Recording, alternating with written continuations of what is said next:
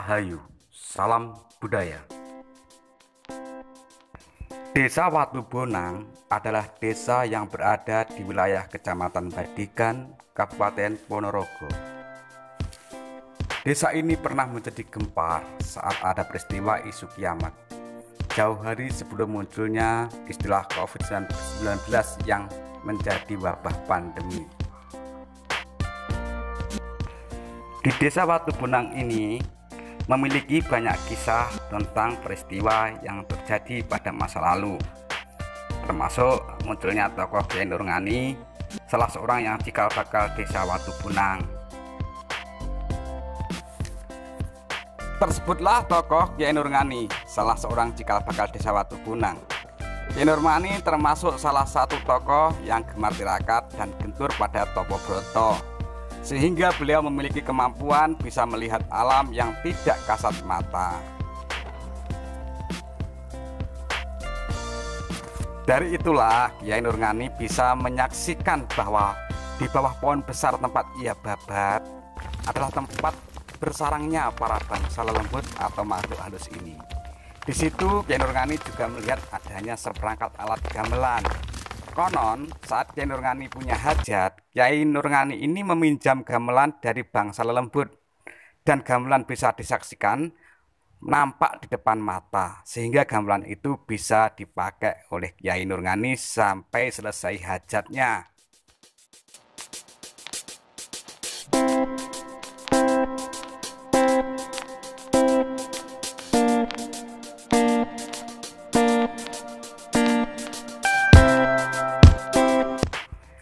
Dari cerita tutur, setelah peristiwa itu, banyak masyarakat yang meminjam gamelan pada bangsa lelembut sebagai pertanda gamelan boleh dipinjam. Adanya gamelan yang nampak di depan mata saat berdoa. Berdoanya tentu di bawah pohon besar. Bila tidak boleh dipinjam, yang nampak bukan lagi gamelan, tetapi batu-batu yang berbentuk seperti bonang. Maka daerah tersebut diberi nama Watubonang.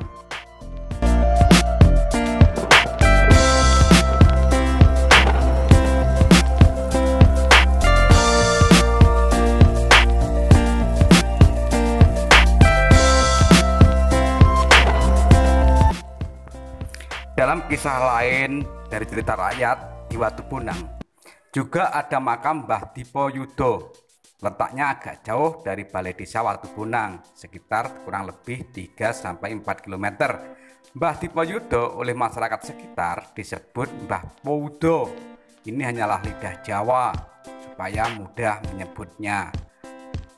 Mbah Dipo Yudo ini adalah merupakan seorang prajurit dari Pangeran Diponegoro saat Perang Jawa.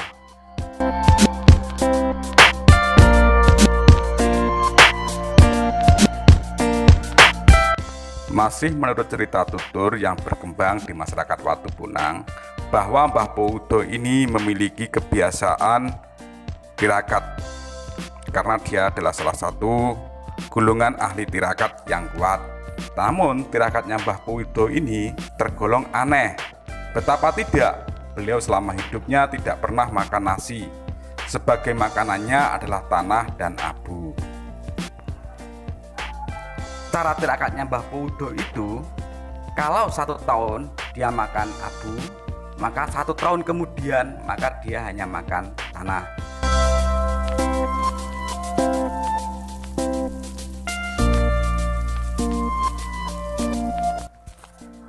Makam Mbah Poudo berada di pemakaman umum Watubonang yang berjaraknya sekitar 4 km dari balai desa Watubonang. Banyak peziarah dari dalam maupun luar kota Ponorogo datang untuk berziarah di tempat itu.